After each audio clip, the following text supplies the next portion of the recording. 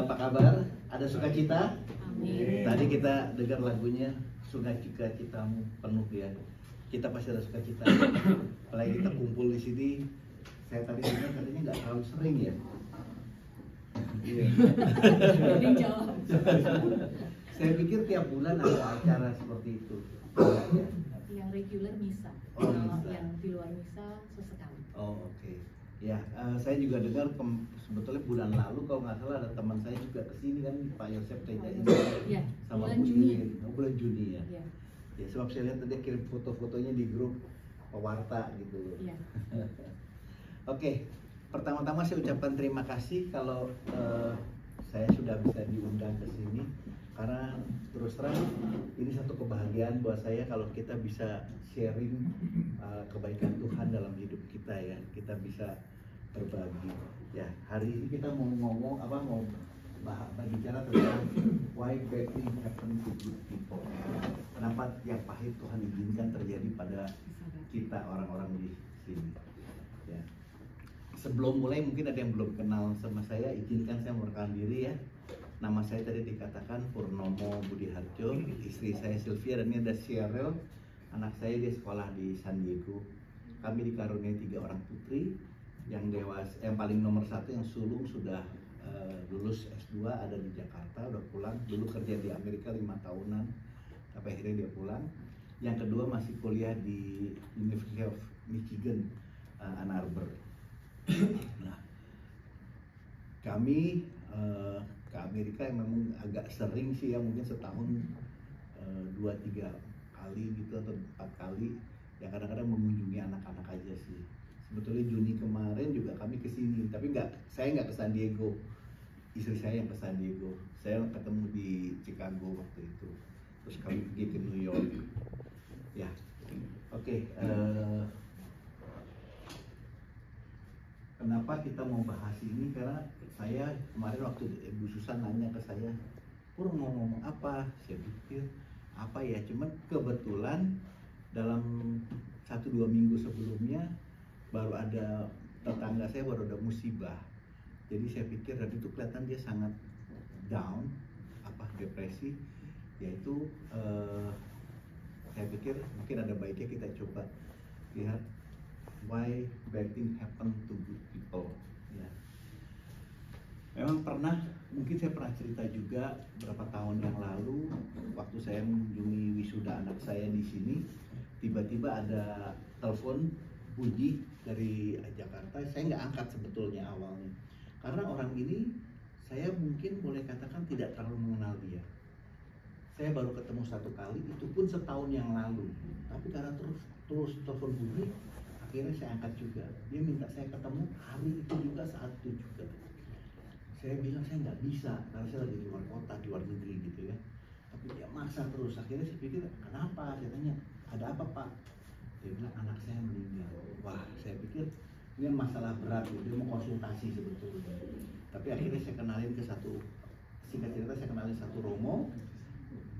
Selamat sore, mari Pak. Saya terlambat. Baru mulai Pak. Ya. Seperti orang Jakarta macet Pak. Iya. Banyak betul. Iya. Saya lanjutin ya. Nah, terus akhirnya karena saya nggak bisa ketemu, saya kenalin dengan satu Romo. Singkat cerita, dia ketemu Romonya seminggu atau 2 minggu kemudian saat saya kembali ke Indonesia. Romo itu pesan sama saya, Bapak harus dampingi dia. Ya puji Tuhan, saya ajak dia masuk ke komunitas kami. Kita sama-sama, akhirnya saya tahu kalau pada saat itu dia sedang liburan, anaknya jatuh dari tebing meninggal. Dan saat itu dia sendiri sudah depresi. Dia kebetulan kantornya di Kuningan di lantai 20 sekian, dia mau lompat dari ya dia mau, karena dia ngerasa bersalah, dia ngerasa berdosa. Kenapa dia nggak bisa lindungi anaknya? Karena anaknya tadi jalan di depan dia lewatin, akhirnya di belakang dia anaknya kepleset jatuh ke jurang. Dan itu selama habis jatuh pun tidak langsung meninggal, 2-3 jam di depan dia, depan istrinya notabene juga dokter, tapi tidak bisa berbuat apa-apa. Dia depresi sekali.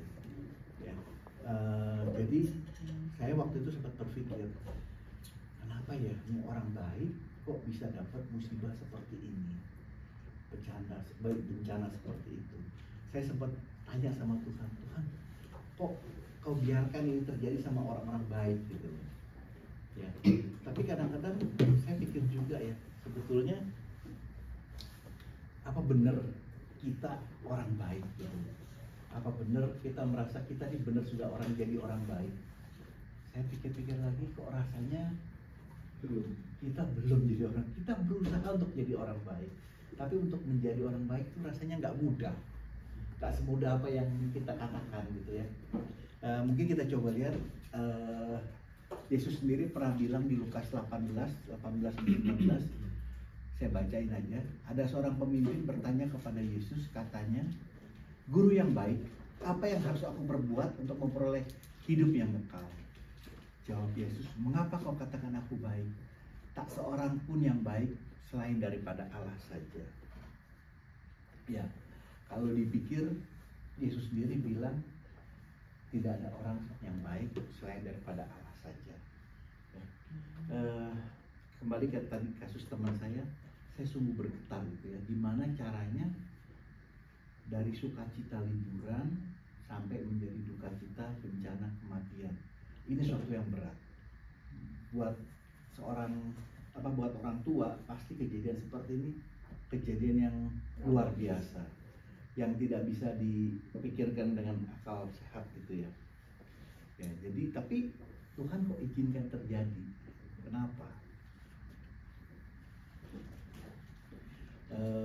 Seperti tadi kita juga pikir kita orang baik, padahal Pak Ben tadi bilang kita belum ya Pak. Belum, jauh masih. Jauh. Kenapa? Karena Roma 3 ayat 23 mengatakan, karena semua orang telah berbuat dosa dan telah kehilangan kemuliaan Allah. Kalau kita udah buat dosa, apa masih berani bilang orang baik? Siapa yang nggak pernah berbuat dosa di sini? Rasanya nggak ada ya.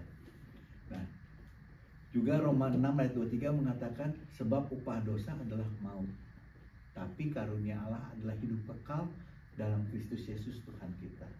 Siapa yang merasa sudah mendapatkan karunia Allah untuk hidup kekal? Ada yang mengangkat tangan?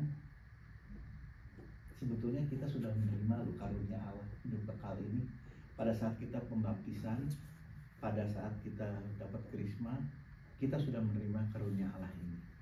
Karena kasih Allah, maka kita yang tidak benar dibenarkan karena kasih Yesus itu. Kenapa? Kita lihat di 2 Korintus 6 ayat 1b. Supaya kamu jangan membuat sia-sia kasih karunia Allah yang telah kamu terima. Artinya kita sudah menerima sebetulnya kasih karunia Allah itu. Tapi pertanyaan yang sebenarnya kan kalau kita bilang, apa benar orang baik tidak boleh menderita? Iya kan? Apa benar orang baik tidak? Anggaplah kita baik gitu. Apa benar orang baik nggak boleh menderita? Sebenarnya apa paham kita tentang penderitaan? Seringkali kita masih terpengaruh oleh perjanjian lama. Di perjanjian lama dibilang orang yang berdosa hidupnya menderita, hidupnya susah. Ya, kenapa saya katakan begini? Demikian masih ingat nggak? Pada saat ada orang yang buta dari lahir ketemu Yesus, ada orang nanya kan, ini dia buta karena dia berdosa atau orang tuanya berdosa? Tapi kan Yesus bilang bukan karena orang tuanya bukan karena dosa orang tuanya, juga bukan karena dosa dia, tapi kemuliaan Allah akan dinyatakan dalam diri dia, ya kan? Jadi sebetulnya bukan seperti itu. Juga kalau kita lihat di perjanjian lama, orang yang baik, yang dianggap baik ya, dan dianggap benar, kebanyakan hidupnya senang. Sebagai contoh misalnya Ayub. Ayub itu kan dikatakan orang saleh, orang baik. Dia banyak menolong orang-orang yang susah, dan dia dilihat dia kan kaya raya sekali. Dikatakan dia punya, kalau di perjanjian lama kalau orang baik, cirinya apa? Anaknya banyak. Nah, kita di sini anak banyak belum tentu ya. Ya, dia di anaknya banyak itu, Ayub sampai punya 7 anak laki-laki dan 3 anak perempuan, dan punya hewan ternaknya juga banyak. Dikatakan dia punya 7.000 kambing domba, punya 3.000 onta, 500 pasang lembu dan sebagainya. Juga dikatakan dia punya budak juga banyak sekali. Jadi perjanjian lama itu dikatakan kalau orang yang berdosa hidupnya susah, orang yang saleh maka akan diberkati Tuhan.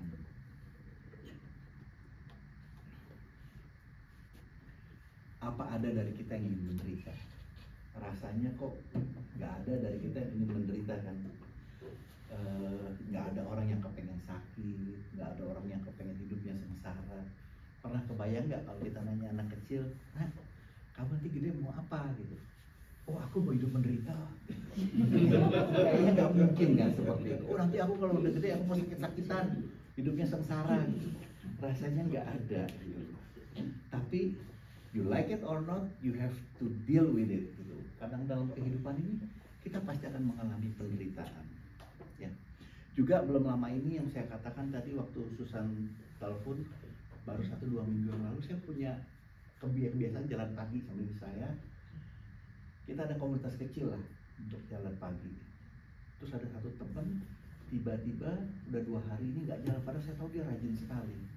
Kita bertanya-tanya kemana nih, nggak ada yang tahu gitu. Sampai pas hari yang ketiga dia bilang, oh anaknya ada di ICU kecelakaan. Nah baru habis itu kita, oh besok kita mau jenguk yuk, kita jenguk gitu. Pas kita besok mau jenguk, nggak tahu dapat kabar lagi paginya anaknya sudah meninggal. Ya itu juga terus terang saya mendengar cerita itu sesuatu yang sangat tidak mengenakan ya. Apalagi begitu saya tahu kalau ceritanya anaknya itu baru pulang sekolah dari Melbourne, baru lulus. Di sini dia baru ya satu bulan kali ya, terus ada pesta temannya ulang tahun, dia pergi ke pesta itu, ya mungkin dia minum dan dia mabuk, tapi dia tahu dia mabuk, dia nggak bawa pulang mobilnya, dia cari temennya yang tidak mabuk karena kebetulan datangnya terlambat, tidak minum katanya temennya. Dia minta temennya untuk bawain mobilnya bawa pulang. Tapi entah kenapa temennya ini yang udah janji mau bawain mobil pulang, ada orang lain yang mabuk, bilang ngakunya tidak mabuk. Ini saya bawa mobilnya. Waktu dia bawa itu hancur. Dia naik mobil BMW seri 5 tapi sedan, jadi cabriolet. Kabutnya itu hancur karena ada truk berhenti ditabrak dari samping habis. Jadi yang kiri 2 itu meninggal. Jadi sampai seperti itu, dan saya terus terang dengar cerita ini dengar dari bapaknya dengar dari orang yang tadi mau bawain mobil nggak jadi, dia duduk di belakangnya, selamat, supirnya juga selamat, cuma lecet-lecet aja, tapi yang 2 di kiri ini habis. Hancur bapak itu hatinya kayak apa yang punya anak cuma satu-satunya laki-laki itu, gitu ya. Wah, kita mau menghibur, mau datang menghibur pun rasanya nggak bisa. Kita mau ngomong apa gitu, kita mau bilang Tuhan baik, yang seperti itu. Rasanya sulit kita mau ngomong seperti itu. Ya, yang bisa saya katakan adalah ya, kita semua punya penderitaan masing-masing. Kita semua punya pengalaman hidup masing-masing yang kita tidak bisa dikatakan apa. Nah, ya memang kalau kita lihat kenapa sih ada penderitaan di dunia ini? Kenapa kita bisa menderita? Kalau kita lihat sebetulnya orang bisa menderita karena dosa. Ya, kita lihat ayatnya ada Kejadian 3 ayat 16 sampai 19. Saya baca aja. Firman-Nya kepada perempuan itu, susah payahmu waktu mengandung akan kubuat sangat banyak. Dengan kesakitan engkau akan melahirkan anakmu. Namun engkau akan birahi kepada suamimu dan ia akan berkuasa atasmu. Lihat ini dikatakan karena berdosa maka dibuat hidupnya jadi susah. Ada kesakitan dan seperti itu. Ayat 17. Lalu firman-Nya kepada manusia itu, kepada Adam, kalau engkau mendengarkan perkataan istrimu dan memakan dari buah pohon yang telah kuperintahkan kepadamu, jangan makan daripadanya, maka terkutuklah tanah karena engkau. Tanah yang nggak tahu dosa apa dikutuk jadinya sama Tuhan. Jadi ada sesuatu yang bisa juga menderita karena bukan dosa dia tapi dosa orang lain, kelihatannya kan. Dan dengan bersusah payah engkau akan mencari rezekimu dari tanah seumur hidupmu. Tentunya Adamnya sendiri juga akan menderita. Semak duri dan rumput duri yang akan dihasilkannya bagimu, dan tumbuh-tumbuhan di padang akan menjadi makananmu. Dengan berpeluh engkau akan mencari makananmu sampai engkau kembali menjadi tanah, karena dari situlah engkau diambil, sebab engkau debu dan engkau akan kembali menjadi debu. Ini nih kenapa kita bapak-bapak harus kerja terus ya. Sekarang ibu-ibu juga sih. Karena dosa ini sebetulnya. Jadi kalau kita lihat kan, orang bisa berdosa, bisa menderita karena dosa. Bisa karena dosa dia sendiri. Misalnya orang kena kanker paru-paru gitu, sakit. Karena dia mungkin ngerokoknya luar biasa. Itu kan menderita karena dosanya sendiri. Tapi ada juga orang yang misalnya mungkin perokok pasif ya, karena orang dosanya bukan dosa dia, tapi dia ikut menderita, ikut dosa. Ya. Ya. Kalau kita ngomong penderitaan juga rasanya mungkin baik kita mendengar cerita tentang Ayub. Masih ingat Ayub kan? Ya, Ayub dianggap orang soleh yang tadi dikatakan punya segalanya, ya. Dianggap Tuhan pun sangat berkenan kepada dia, hingga satu masa nggak tahu gimana tuh diceritanya, Tuhan, tentu anak-anak Tuhan katanya pada datang, mungkin para malaikat, tapi ada iblis ikut datang kan. Terus Tuhan bilang, lihat tuh Ayub, aku sangat berkenan pada dia. Dia memuliakan namaku, begini begitu segala macam, dipuji sama Tuhan. Sampai iblis bilang, oh terang aja, dia dekat sama kamu karena hidupnya bahagia, kamu kasih kekayaan segala macam. Terus Tuhan bilang, enggak seperti itu gitu loh. Terus coba kalau gitu saya cobain, boleh, tapi jangan sayangkan nyawanya, jadi nggak boleh dibunuh gitu ya. Sampai tadi yang dibilang anaknya yang 10 orang meninggal, kehajar petir hingga rumahnya rubuh. Terus hewan ternaknya juga dirampok, dibunuh segala macam. Budaknya juga banyak yang diambil. Akhirnya dia berita, tapi saya masih ingat kata-kata Ayub yang baik itu ya, ayat Ayub 1 ayat 21. Dengan telanjang aku keluar dari kandungan ibuku, dengan telanjang pula aku akan kembali ke dalam. Tuhan yang memberi, Tuhan yang mengambil, terpujilah nama Tuhan. Bisa nggak kita mengatakan seperti ini kalau kita dalam kondisi Ayub? Rasanya sulit sekali ya. Tapi kita bisa belajar dari dia. Bahkan pada waktu istrinya aja sampai udah kesel, sampai bilang kutuk tuh Tuhanmu gitu loh. Juga ada kata-kata Ayub yang buat saya baik sekali. Apakah kita mau menerima yang baik dari Allah tapi tidak mau menerima yang buruk? Ini juga buat saya istimewa. Bisa nggak kita ngomong seperti itu? Rasanya kita belum tentu bisa seperti itu. Tapi Ayub ternyata bisa melakukan itu semua. Jadi kalau kita lihat kisah Ayub ini, ya, sepertinya penderitaan bisa juga terjadi karena pengujian, ya. Karena kita sedang diuji. Kayak kita mau di kelas, ketika ada ujian, setelah berhasil ya naik kelas, gitu loh. Dan puji Tuhan, Ayub di sini berhasil. Dan bagaimana kita pada saat kita sedang dalam ujian, apakah kita bisa lewatin? Mungkin kalau yang kecil-kecil bisa ya, tapi makin lama makin besar, mungkin juga nggak mudah. Tapi kita harus bisa, walaupun tidak mudah gitu. Nah, kayak seperti Ayub juga dikatakan dia akhirnya sadar kalau dia memang tidak pantas mempersoalkan penderitaannya kepada Tuhan. Jadi kalau yang pertama tadi kita katakan orang menderita bisa karena dosa, baik dosa dia maupun dosa orang lain, tapi juga bisa karena pengujian dan pemurnian. Kita lihat ayatnya ya, 1 Petrus 1 ayat 6 sampai 7. Bergembiralah akan hal itu, sekalipun sekarang ini kamu seketika harus berduka cita oleh berbagai-bagai pencobaan.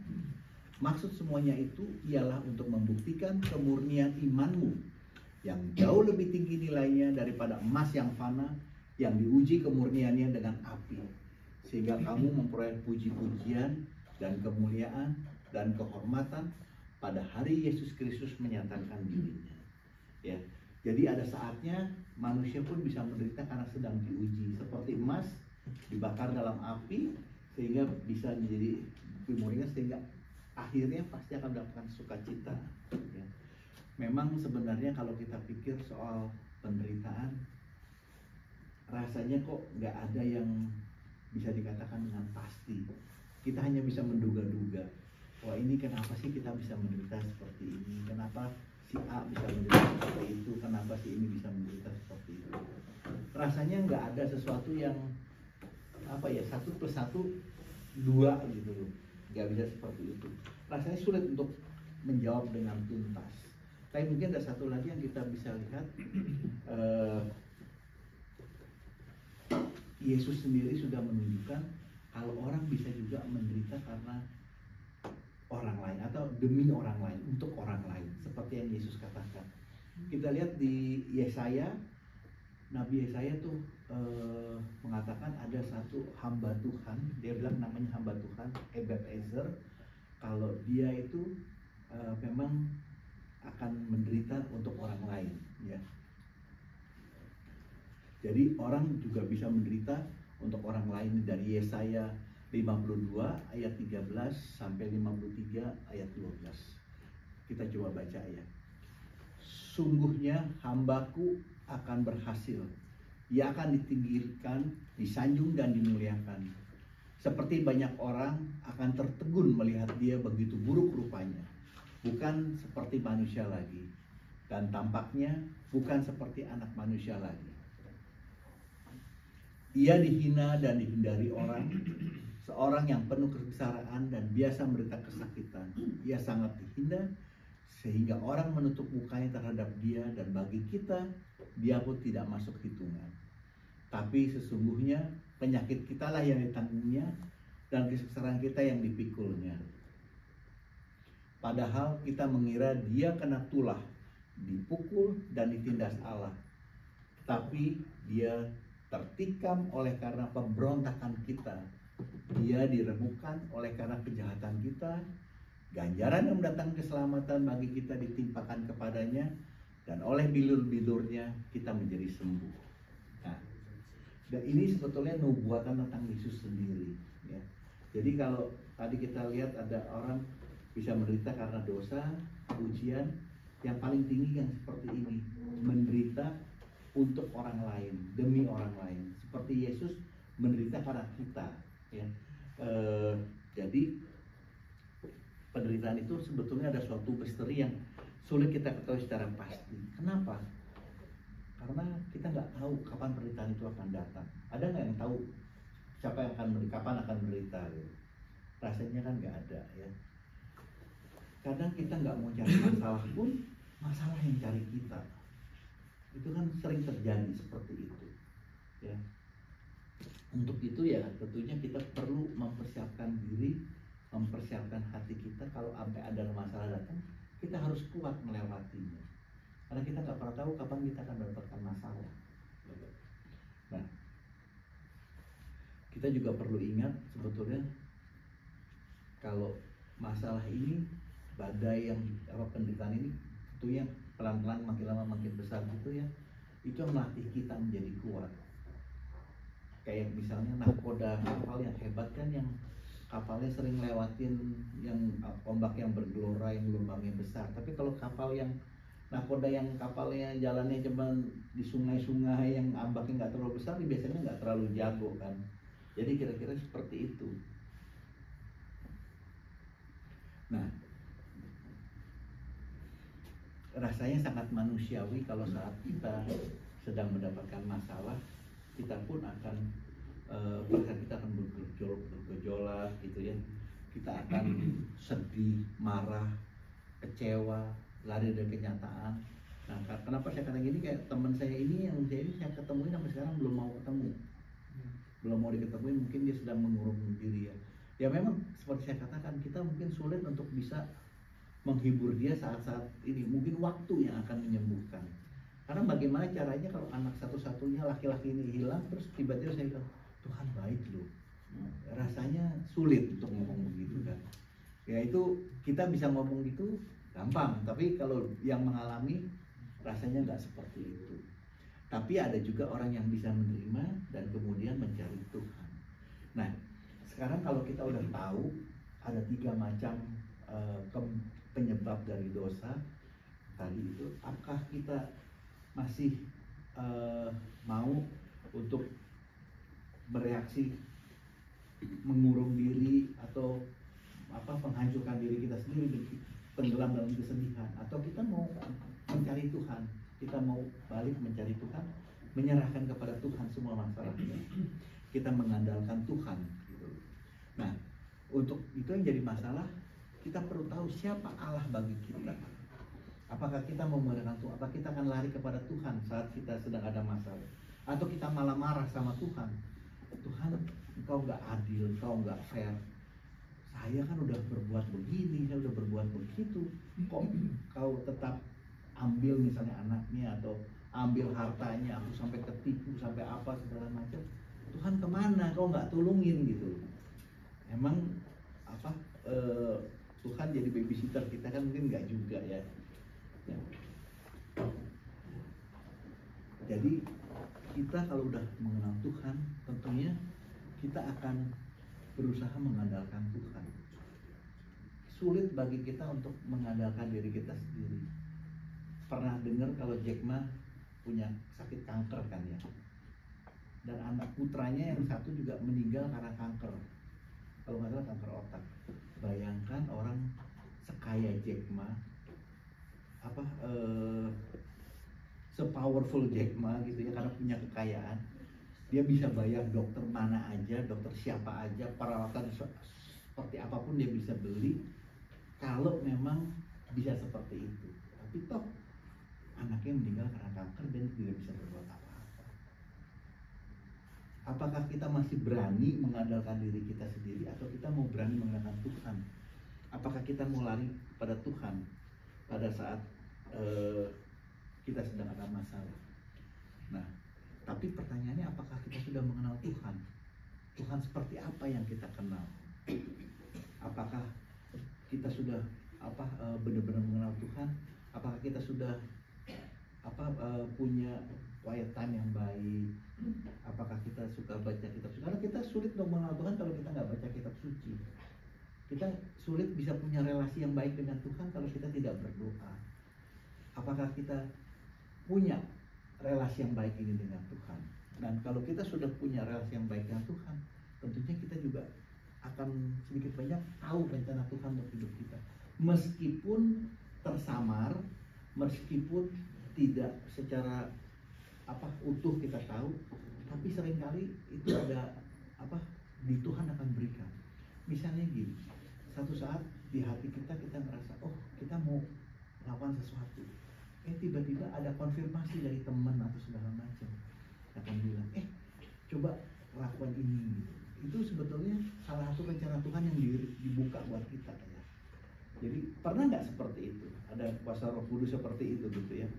Misalnya sekarang kamu mau datang ke rumah si A gitu ya, mau datang ke sana, wah kita mesti doakan dia nih misalnya. Kita mau datang ke sana, ada panggilan seperti itu. Ya mungkin ada juga kita, enggak lah saya nggak sempat itu. Tapi ada juga dalam kesibukan, dia luangkan waktu dia datang. Begitu datang dia bilang, kok kamu tahu sih saya lagi butuh didoakan misalnya. Dia sampai nangis sampai apa gitu ya. Itu sebetulnya salah satu rencana Tuhan yang dia mau pakai kita untuk bisa memuliakan namanya. Pernah nggak ngalamin seperti itu? Biasanya suka ada kejadian-kejadian seperti itu.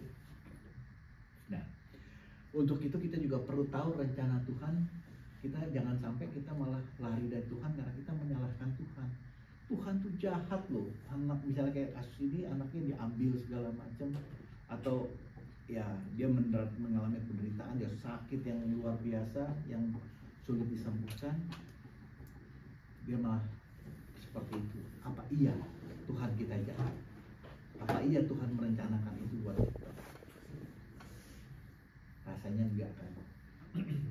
Tuhan nggak pernah merencanakan rancangan-rancangan yang jahat buat kita. Kita lihat di Yeremia ya, Yeremia 29 ayat 11 mengatakan, sebab aku ini mengetahui rancangan-rancangan apa yang ada padaku mengenai kamu. Demikianlah firman Tuhan, yaitu rancangan damai sejahtera dan bukan rancangan kecelakaan, untuk memberikan kepadamu hari depan penuh harapan. Rancangan Tuhan, rencana Tuhan terhadap diri kita pasti adalah rancangan yang baik.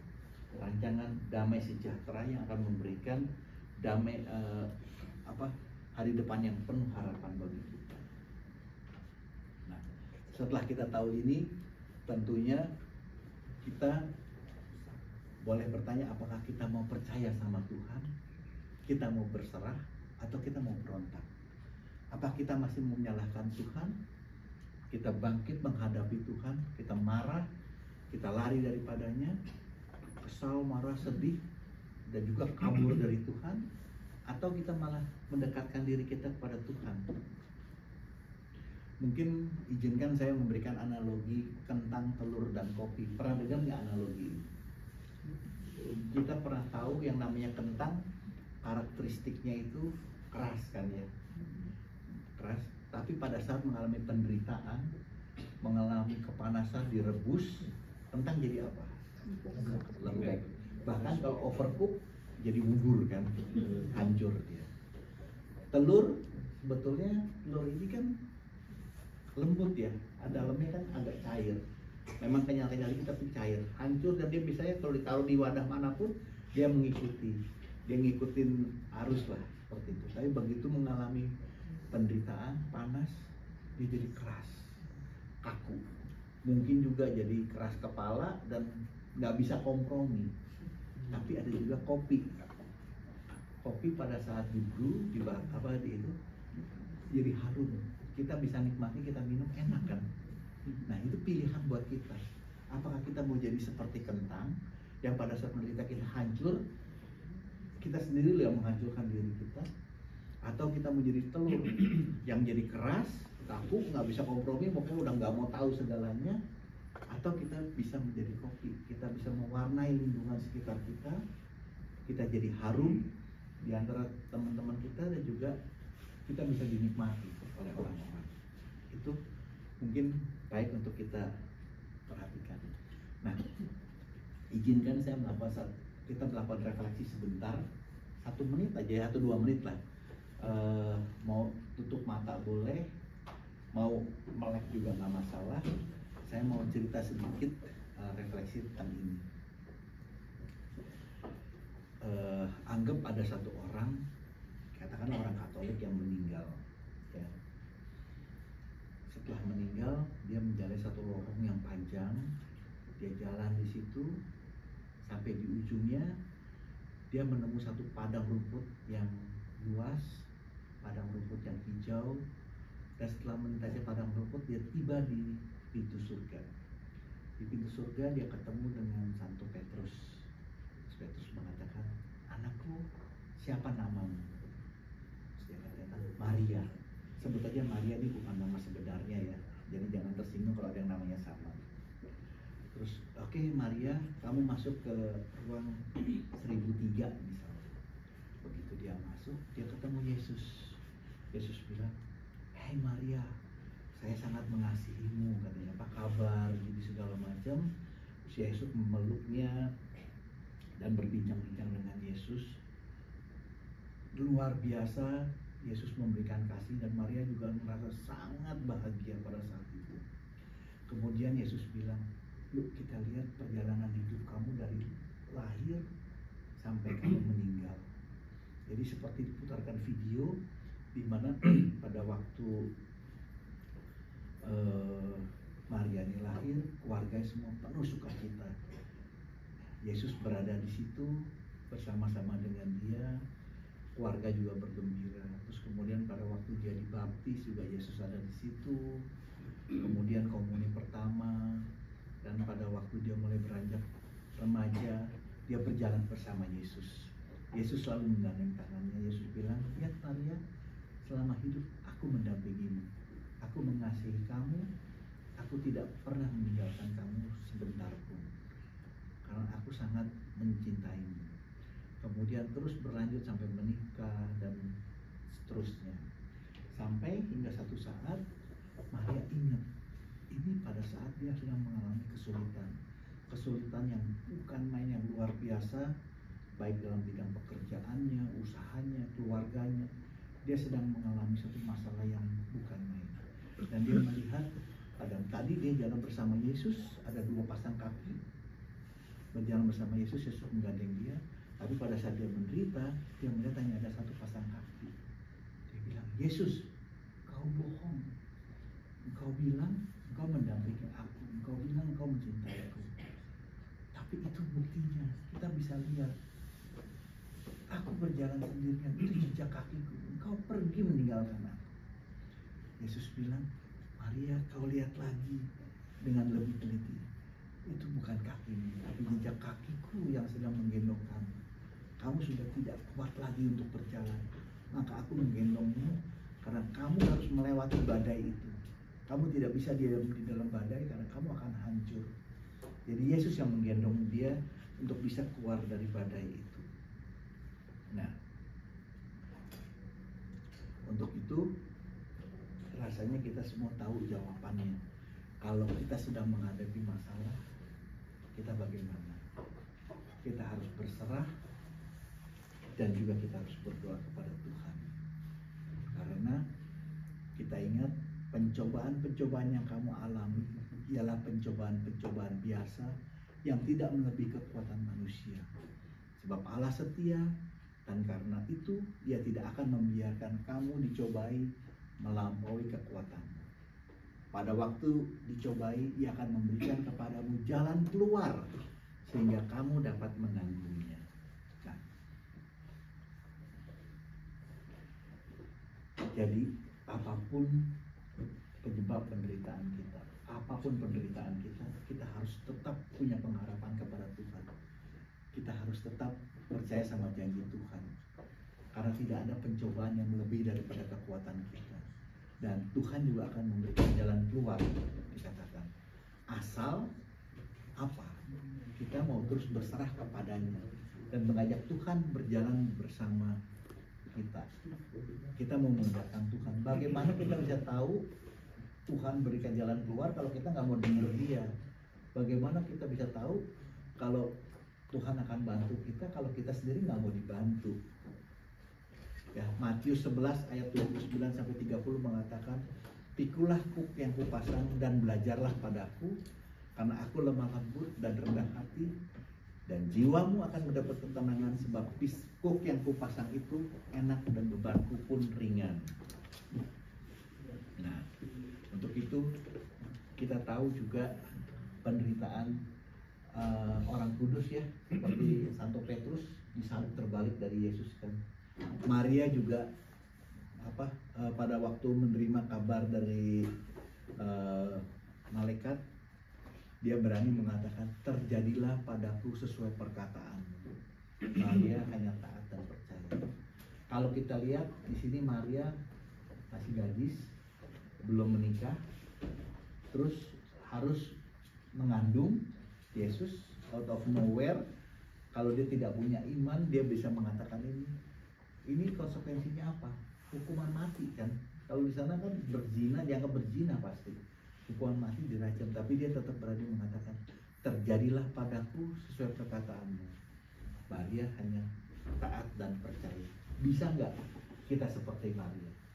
Kita serahkan kepada Tuhan semua penderitaan kita ini. Kita tahu di depan pasti ada cahaya yang baik. Satu lagi saya quote dari Jack Ma pernah mengatakan, "Today is very difficult," katanya. "Tomorrow it's even much more difficult. But the day after tomorrow it will be very very beautiful. But most people die tomorrow evening." Kenapa? Karena dia tidak bertekun dalam penderitaannya, tidak mengandalkan Tuhan, sehingga belum sempat melihat beautiful day udah keburu meninggal. Amin. Kemuliaan kepada Bapa dan Putra dan Roh Kudus. Terima kasih.